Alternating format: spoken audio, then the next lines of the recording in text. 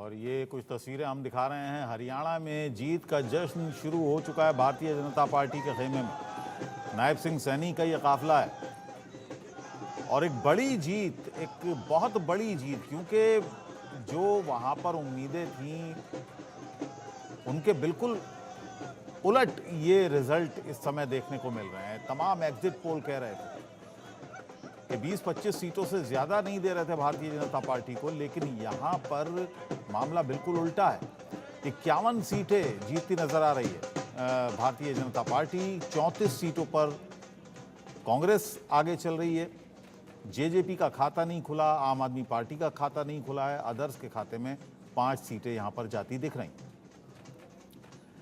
तो ये एक बड़ी जीत, बेशक इसमें कोई दो राय नहीं, क्योंकि इसको इतिहास रचना ही कहेंगे, क्योंकि तीसरी बार लगातार हैट्रिक भारतीय जनता पार्टी की तरफ से ये अपने आप में बहुत बड़ी जीत है, क्योंकि कोई भी पार्टी 3 बार यहां पर चुनाव नहीं जीती है। सुशील वकील जी, ये लगातार हैट्रिक है, ये एक हैट्रिक बड़ी एक जीत है भारतीय जनता पार्टी की, और जिसकी उम्मीद शायद भारतीय जनता पार्टी को नहीं थी, किसी जितने भी चुनाव विश्लेषक हैं उनको नहीं थी। एग्जिट पोल हमने देखे थे, उनमें इस तरह के रिफ्लेक्शन नजर नहीं आ रहे थे इस जीत के। देखिए अरुण जी, जैसे ये आपके ये एग्जिट पोल के बारे में कह रहे हैं, ये पहली बार ऐसा नहीं हुआ। जब 2019 में इलेक्शन थे राजस्थान और छत्तीसगढ़ में, तब भी सभी कह रहे हैं कि एक सीटें ले जाएगा बीजेपी, राजस्थान और छत्तीसगढ़ कांग्रेस ले रहा है, फेल हो गया। उत्तराखंड में भी ऐसी पेशेंगोई की गई थी, वो भी फेल हो गया। यहाँ पर आप ये देखिए 2-3 दिन से ऐसे चल रहा है कि लोगों ने विश्वास किया पूरा कि कांग्रेस ही आ रही है, और इसका असर यह होगा। आज कांग्रेस के जो वर्कर्स हैं बहुत खुश हो जाएंगे, कम से कम अगर कांग्रेस सरकार नहीं बनी, कम से कम उन्होंने सवेरे से लड्डू और जलेबी तो काफी खाई। ये उनका बड़ा ये चीज है। अब देखिए, जो मेरे डॉक्टर अजय जी से बड़ा एक सहमति रखता हूँ कि अजय जी ने जो कहा, ये हिंदुत्व का भी बड़ा बड़ा जोर है, उसका असर है। क्योंकि क्या हुआ हरियाणा में, ऐसे हम आउटराइटली नहीं कह सकते कि यहाँ एंटी इनकम्बेंसी फैक्टर नहीं था, बिल्कुल था। यहाँ पर पहले भी मनोहर खट्टर जी के खिलाफ बहुत सारे कंपेन चले कि यहाँ हरियाणा में काम नहीं हो रहा। यहाँ तक कि गाँव में जाते थे लोग, सब कह रहे हैं नशे की बीमारी जबरदस्त फैल रही है, हम तड़प रहे हैं। किसी जगह होता था पानी नहीं है, बिजली नहीं, सड़क नहीं है हमारे। यहाँ तक मैं गुड़गांव की बात करूँ आपको, जैसे मुकेश शर्मा जी के खिलाफ ये नवीन चावला जी उठे, सबको लग रहा कि नवीन चावला जी भी पहले बीजेपी के ही बंदे थे, उन्होंने बहुत काम किया गुड़गांव में, बिजनेस कम्युनिटी के लिए भी, रेजिडेंशियल कॉलोनीज में भी। लेकिन ऐसा लग रहा था कि वो बीजेपी के वोट काट के बीजेपी को हरा देगा। लेकिन यहाँ पर भी जो ये चमत्कार हो गया, मुकेश शर्मा जी आगे जा रहे हैं, ये लग रहा है कि ये उसके लिए नहीं, कामों पे वोट नहीं हुआ, वोट जो हुआ वो हिंदुत्व पे ही हो गया। जैसे आप हमारे योगी जी आ गए या मोदी जी आ गए, जो उन्होंने भाषण वगैरह किए, उससे काफी फर्क पड़ा। जो ये कश्मीर में जो राहुल गांधी ने जहर फैला दिया, या जम्मू में जो इन्होंने बात है कि हम आपको स्टेट रोड भी देंगे, जो आप चाहते हैं हम वही करेंगे, उसका मतलब था कि अगर आप पेल्विसाइड भी मांगोगे, राजकुमारी भी मांगोगे, सब चीज़ें करा देंगे। क्योंकि आजकल जब यह मौसम चेंज हो रहा है, लोग चेंज हो रहे हैं, लोगों को लग रहा है कि अगर हरियाणा में इनकी सरकार आएगी फिर बर्बादी होनी थी। आप बता दीजिए, जब कांग्रेस की सरकार थी हरियाणा में क्या नहीं हुआ, जमीन के लूट हो गए। चंडीगढ़ मोहाली वगैरह जहाँ सबसे कॉस्टली ज़मीनें थी वो रिजर्व में बांटी गई, हाईकोर्ट जजों में बांटी गई, मंत्रियों में बांटी गई। कांग्रेस का कई इतिहास साफ नहीं है हरियाणा में। लेकिन एक चीज़ आप ये देख लीजिए, बीजेपी का जो ये चमत्कार है, ये इस वजह से भी है कि बीजेपी ने अपना जो मुद्दा है साफ तरीके से रखा। अब जम्मू में क्या चीज़ हो गया, जम्मू में भी ये सेम चीज़ चला, सेम मुद्दे उठाए। लेकिन जम्मू में एक चीज़ था, एक कम्युनिटी है, बिजनेस कम्युनिटी, दुकानदार वगैरह। वहाँ क्या होता था, पहले जम्मू में रेल हेड होता था, जो भी ट्रेन जाती थी जम्मू में रुक के, यात्री क्या थे वैष्णो माता जाते थे, वहाँ से बस और टैक्सी में जाते थे। कश्मीर टूरिस्ट जाते थे, वो जम्मू में उतर के या टैक्सी या बस या कैसे भी साधन हो उसमें जाते थे। वो दोनों चीज़ अब ट्रेन के कटरा या वैष्णो माता डायरेक्ट जाती कटरा तक, वहाँ उधमपुर तक ट्रेन जाती, वहाँ से आप श्रीनगर जाएगी।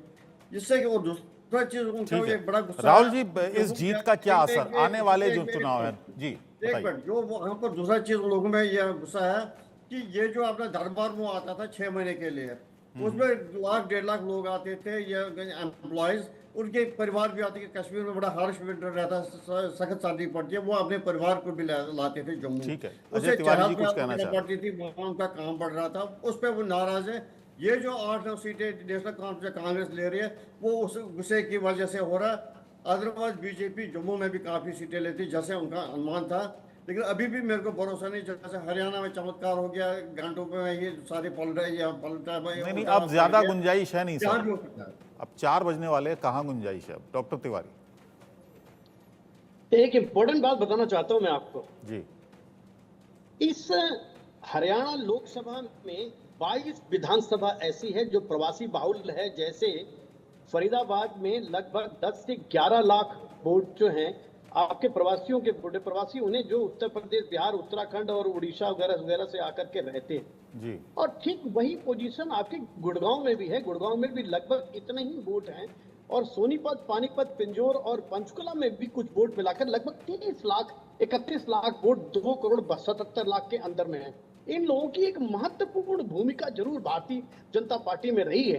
भारतीय जनता पार्टी को प्रवासियों ने जिस तरह से वोट दिया है, आपको ये कहना होगा कि गुड़गांव में जिस तरह की एंटी कैंपेनिंग थी, जब ये हमारे भाई कह रहे थे कि नवीन जीत रहा था, भाजपा का था और मुकेश जीत गया, तो ये जो पलटवार गुड़गांव और फरीदाबाद और सोनीपत, पानीपत में हुआ है, ये निश्चित तौर से उन प्रवासियों को बधाई देने लायक है। उन प्रवासियों ने नरेंद्र मोदी के विचार को और हिंदुत्व को मानते हुए इनको भारतीय जनता पार्टी को वोट दिया। चलिए ठीक है, इस वक्त की बड़ी खबर आ रही है, नायब सिंह सैनी को पीएम ने बधाई दी है। फोन पर पीएम मोदी ने नायब सिंह सैनी को बधाई दी है। शानदार जीत के लिए पीएम ने नायब सिंह सैनी को बधाई दी।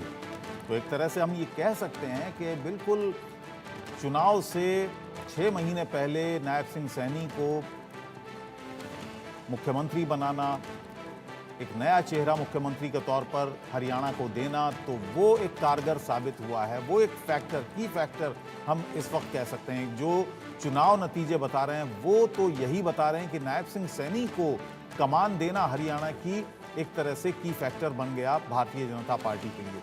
51 सीटों पर अब आगे हो गई है, 34 सीटों पर कांग्रेस और अदर्स, 5 जेजेपी और आम आदमी पार्टी के खाते में कुछ नहीं।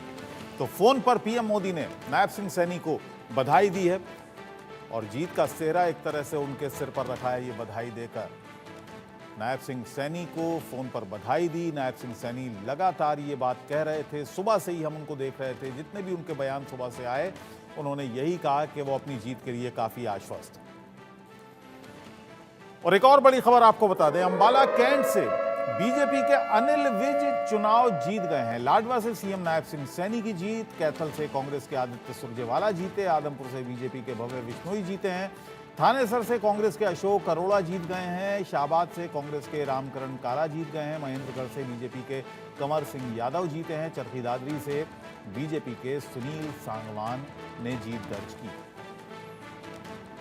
तो अब रिजल्ट भी आना शुरू हो गए और कुछ ही देर में 4 बजते बजते एक मेरे अनुमान के मुताबिक लगभग सभी नतीजे आ जाएंगे। तो कैथल से आदित्य सुरजेवाला ने जीत दर्ज की है, आदमपुर से बीजेपी के भव्य विश्नोई जीत गए। तो राहुल लाल जी, इस जीत का आगे आप असर क्या देखते हैं? महाराष्ट्र में चुनाव ने, झारखंड में चुनाव ने, जाहिर है हौसले बुलंद रहेंगे भारतीय जनता पार्टी। ना बिल्कुल, देखिए बीजेपी अगर आज हरियाणा में उन्हें नुकसान होता तो बीजेपी को लेके तमाम जो है कि उनका काफ़ी ज़्यादा एक तरह से इस उनके गति पे असर पड़ता। हालांकि मैं ये भी चीज़ कहूँगा कि जो चुनाव के नतीजे आए वो चुनाव के नतीजे ऐसे हैं कि उसने एक तरह से संतुलन भी स्थापित किया हुआ है कि अगर हरियाणा में यहाँ पे बीजेपी है, मज़े से वो चुनाव जीत रहे हैं, अच्छे खासे बहुमत के साथ जीत रहे हैं, तो वही दूसरी तस्वीर हम लोगों को जम्मू कश्मीर में दिखाई दे रही है। तो विपक्ष फिर ये भी चीज कहेगा कि भाई 1-1 से मुकाबला जो है कि बराबर की स्थिति में रहा है।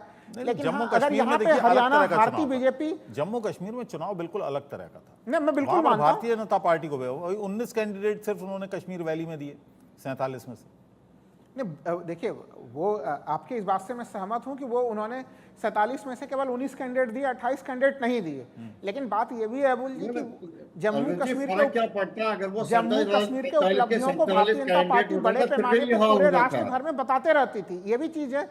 तो इसलिए विपक्ष के पास क्या मुद्दे होंगे? मैं ये कह रहा हूं कि विपक्ष अगर आगे के लिए अगर अपने कार्यकर्ताओं को, अपने और लोगों को अगर एनर्जी देगी तो उनके लिए वन में यही चीज वो कहेंगे कि भाई जम्मू कश्मीर हमारे पास रहा, हरियाणा इनके पास गया। लेकिन हरियाणा जिस तरह से वहां पे एंटी इनकम्बेंसी फैक्टर था और उस एंटी इनकम्बेंसी फैक्टर के बावजूद वो कांग्रेस के पास हरियाणा जो है कि वो नहीं आ पाया है। तो ये एक तरह से कांग्रेस के रणनीतिकारों को चीज़ों को देखना पड़ेगा कि वो जो अलग अलग मुद्दों को उठाते हैं वो मुद्दे जमीन तक उसका मैसेज उसी रूप में जाता है या नहीं जाता है। अबुल जी देखिए, एक चीज़ ये भी ध्यान देना पड़ेगा कि राहुल गांधी की एक्टिविटी को भी अगर देखें हम लोग तो वो अगर चुनाव में आप देखें बहुत पहले तक वो अमेरिका गए और अमेरिका के आने के बाद से लंबे समय तक हरियाणा में एक तरह से उनके मामले को लेकर चुप्पी की स्थिति भी रही। तो जब क्या वो रणनीति सही थी, गलत थी? अब कई तरह की चीज़ों के ऊपर अबुल जी सवाल खड़े होंगे कि उनके क्षमताओं का जो प्रयोग करना चाहिए था उस प्रयोग करने से वो कांग्रेस बची।